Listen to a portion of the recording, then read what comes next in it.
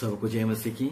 और परमेश्वर का धन्यवाद हो सुंदर दिन के लिए, सुंदर समय के लिए जो परमेश्वर ने हमें दिया है। और आज जो है हम लोग देखने जा रहे हैं मत्ती रचित सुसमाचार 15 अध्याय उसका 21 से 22, और यदि देखा जाए तो पूरा 28 पद तक है। लेकिन विशेषकर जो है 21 से 22 में यह लिखा हुआ है कि एक कनानी स्त्री के विषय में, जो कि उनकी बेटी को दुष्ट आत्मा सता रही थी। तो आज जो है उनके विषय में हम लोग देखने जा रहे हैं। तो प्रभु यीशु मसीह के विषय में यह लिखा हुआ है यहाँ पर कि वह सूर और सैदा के प्रदेश में चला गया, और जब वह गया तो लिखा हुआ है कि वह कनानी स्त्री, जो कि वो ये चिल्लाने लगी, चिल्लाते हुए उनके पीछे आने लगी और कहने लगी, हे दाऊद के संतान यीशु नासरी, मेरी बेटी पर दया कर, मेरी बेटी पर दया कर। और ऐसे घड़ी में जो है वह ये इन सारे बातों को भी बताने लगी कि मेरी बेटी को दुष्ट आत्मा सता रही है, दुष्ट आत्मा सता रही है। मेरे प्रियो, मैं आज ये बताने का ये प्रयास कर रहा हूं, क्या हमारे साथ में ऐसा हो रहा है? क्या दुष्ट आत्माओं की आवाजें हमारे कान में आती हैं क्या?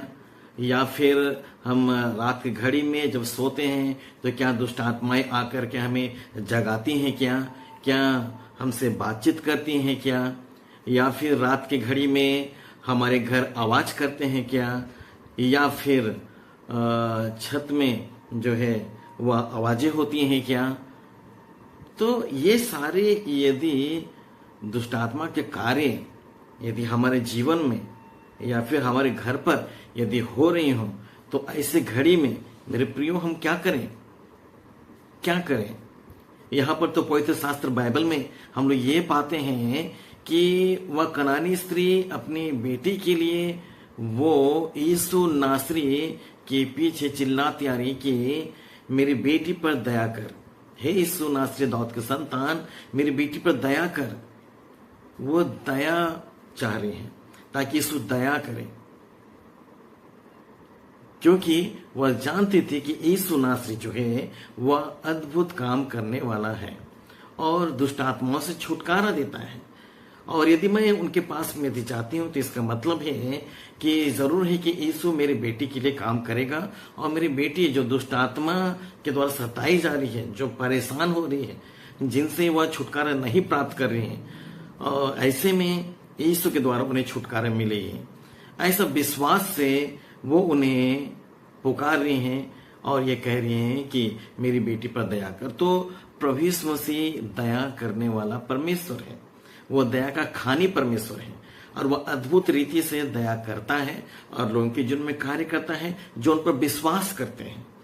और अब देखिए, ये बड़े विश्वास से यीशु के पास में आए थे, जिसकी वजह से जो है यहाँ पर वचन में हम लोग ये पाते हैं 21 से लेकर के 28 तक में ये पाते हैं कि यीशु ने जब देखा कि उनका विश्वास बड़ा है तो उन्होंने कहा कि जैसा तू चाहती है वैसा ही तेरे लिए हो। और उस घड़ी उनकी बेटी दुष्ट आत्मा से आजाद हो जाती है, उनकी बेटी ठीक हो जाती है। प्रभु यीशु मसीह वहां पर अद्भुत रीति से उस कनानी स्त्री के विश्वास को देखकर उनके लिए कार्य करता है और उनकी बेटी ठीक हो जाती है। मेरे प्रियो, आज जो है हम ये देखते हैं कि यदि शैतानी ताकतें यदि हमें सता रही हैं तो ऐसे घड़ी में हमें क्या करना चाहिए? माने कि हमारे कान में दुष्ट आत्माओं की आवाज आ रही है, हमें क्या करना चाहिए? हम रात की घड़ी में सोते हैं, वो अंधकार की ताकत, वो शैतानी ताकत, वो दुष्ट आत्माएं हमें डराती हैं, हम क्या करें? या फिर वो हमें आकर के हमारे साथ में छेड़खानी करती हैं, हम क्या करें? या फिर छत को आवाज करती हैं और हमें सुनाई पड़ता है, हम क्या करें? हमारे घर के बर्तन बजने लगते हैं, हमारी नींद टूट जाती है, हम डर सा जाते हैं, ऐसे घड़ी में क्या करें? क्या कोई है जो इससे हमें मुक्त कर सकता है या फिर शैतानी ताकत से हमें छुटकारा दे सकता है? हाँ मेरे प्रियो, है, वह है प्रभु यीशु मसीह। और प्रभु यीशु मसीह ही दुष्ट आत्मा से हमें छुटकारा दे सकता है, क्योंकि उनके पास में सामर्थ्य है और वह परमेश्वर के इकलौता पुत्र है, जिसके नाम में आज जो है नाना प्रकार के शैतानिक ताकतें जो हैं वह नष्ट होती हैं, दूर होती हैं। इसलिए मेरे प्रियो, ये बताने का मैं प्रयास कर रहा हूं कि आप अपना विश्वास प्रभु यीशु मसीह पर बनाए रखें। हिम्मत ना हारें, चिंता ना करें, घबराए नहीं, आप डरे नहीं, परंतु अपने विश्वास को आप दृढ़ और मजबूत यीशु पर बनाए रखें और उनसे प्रार्थना करें। और जब आप प्रार्थना करेंगे, परमेश्वर आपके लिए कार्य करेगा। सर्वप्रथम कि हम प्रार्थना करें। पहला यही है कि हम प्रार्थना करें, क्योंकि परमेश्वर ने हमें ये सिखाया है कि हम प्रार्थना करें। परमेश्वर के वचन में लिखा हुआ है कि इस संकट की घड़ी में तुम मुझे पुकार, मैं तुम्हारी सुनूंगा। वह परमेश्वर हमारे प्रार्थना को सुनने वाला परमेश्वर है। तो ऐसे घड़ी में जब हम लोग जान रहे हैं कि दुष्ट आत्मा के द्वारा हम लोग परेशान हैं, मैं परेशान हूं, तो ऐसे घड़ी में सबसे पहले हमें प्रार्थना करना चाहिए अपने परमेश्वर से, अर्थात प्रभु यीशु मसीह से, जो हमारे लिए कार्य कर सकता है, कर सकता नहीं, करेगा। लेकिन हमारा विश्वास दृढ़ और मजबूत रहना चाहिए, क्योंकि उसने कहा कि विश्वास करने वालों के लिए सब कुछ हो सकता है। इसलिए हमें जो है अपने विश्वास का दृढ़ और मजबूत रखना होगा। यदि आप विश्वास जैसी बातें रहें तो उस घड़ी जो है हो सकता है कि अपने जीवन में काम को ना देखें, लेकिन पूरा विश्वास है, इसका मतलब है कि 100% हम ईश्वर के द्वारा काम को देखेंगे। और मैं ये बताना चाहता हूं कि जब प्रार्थना करते हैं तो आप बाइबल भी पढ़ें। बाइबल इसलिए पढ़ें क्योंकि परमेश्वर का वचन जो है ऐसे घड़ी में आपको संभालेगा। परमेश्वर का वचन आपको संभालेगा। संभालने जैसी बातें, बहुत सारी बातें परमेश्वर के वचन में लिखा हुआ है। और ऐसे घड़ी में जब आप पवित्र शास्त्र बाइबल आप पढ़ते हैं तो परमेश्वर का वचन आपको संभालेगा। और यहां तक कि प्रभु यीशु मसीह ने अपने नाम से बढ़कर वचन को महत्व दिया है। पवित्र शास्त्र बाइबल में लिखी गई वचन को महत्व उन्होंने दिया है। और जब हम पढ़ेंगे तो वह अपने वचन के द्वारा हमारे जीवन में कार्य करेगा। हम दृढ़ और मजबूत पाए जाएंगे ऐसे घड़ी में जब दुष्टात्मा हमें सता रही है।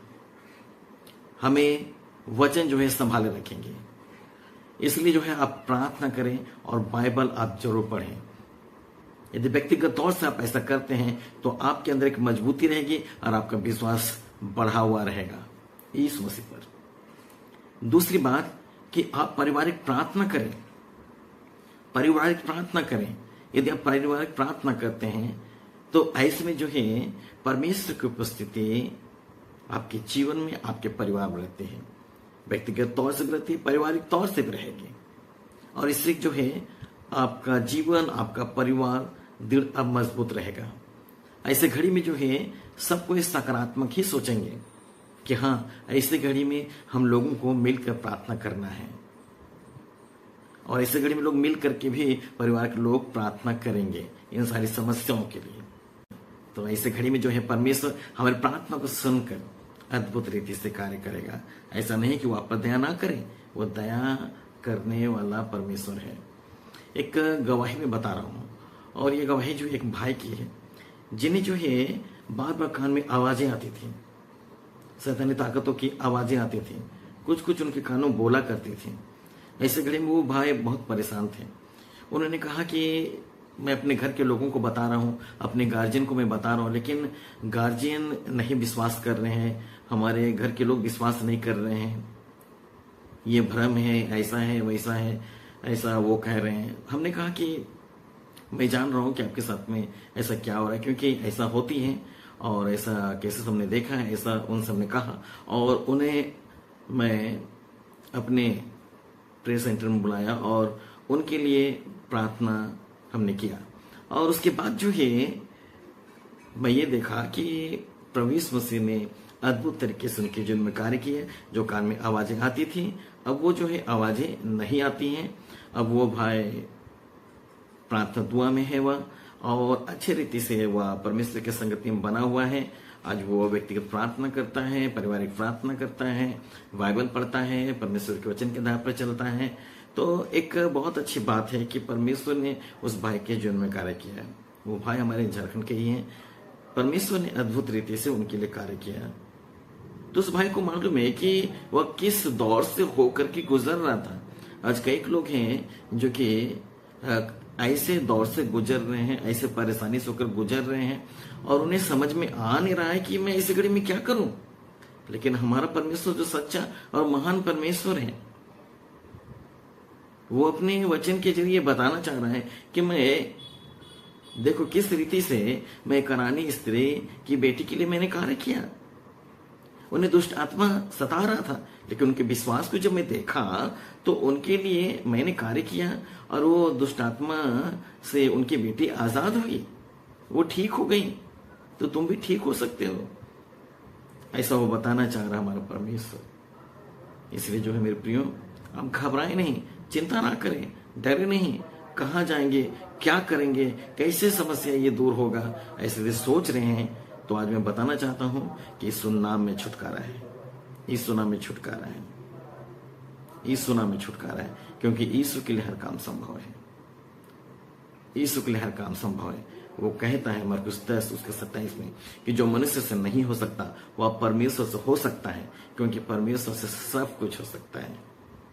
इसलिए मैं ये बताना चाहता हूं कि आप लगातार व्यक्तिगत प्रार्थना में आप बने रहें, पारिवारिक प्रार्थना में बने रहें, और एक बात अंतिम में, उपवास प्रार्थना में आप बने रहें। उपवास प्रार्थना में आप बने रहें, क्योंकि हमने पवित्र शास्त्र बाइबल में देखा है कि जब चेहरे लोग पूछ रहे थे कि हम लोग वो दुष्ट आत्मा को हम लोग क्यों नहीं निकल पाए जो उस बालक के अंदर थी, जिसे मिर्गी आता था, तब यीशु ने कहा कि ये जाति बिना प्रार्थना और उपवास के नहीं निकल सकते। इसलिए जो है मैं बताना चाहूंगा, व्यक्तिगत प्रार्थना भी करें, पारिवारिक प्रार्थना भी करें, बाइबल भी पढ़ें, जिससे कि मजबूती मिले। और एक बात जो हमने अंतिम में कहा, उपवास प्रार्थना।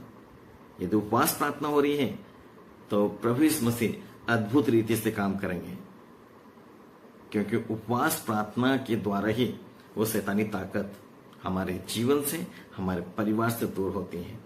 यदि हमें लग रहा है कि हमने काफी लंबे समय से मेहनत किया है और हम लोग प्रार्थना कर ही रहे हैं, बहुत प्रार्थना कर रहे हैं, लेकिन नहीं हो पा रहा है, तो आप एक बात जान रखें, सिर्फ आप प्रार्थना कर रहे हैं, उपवास के साथ में प्रार्थना नहीं कर रहे हैं।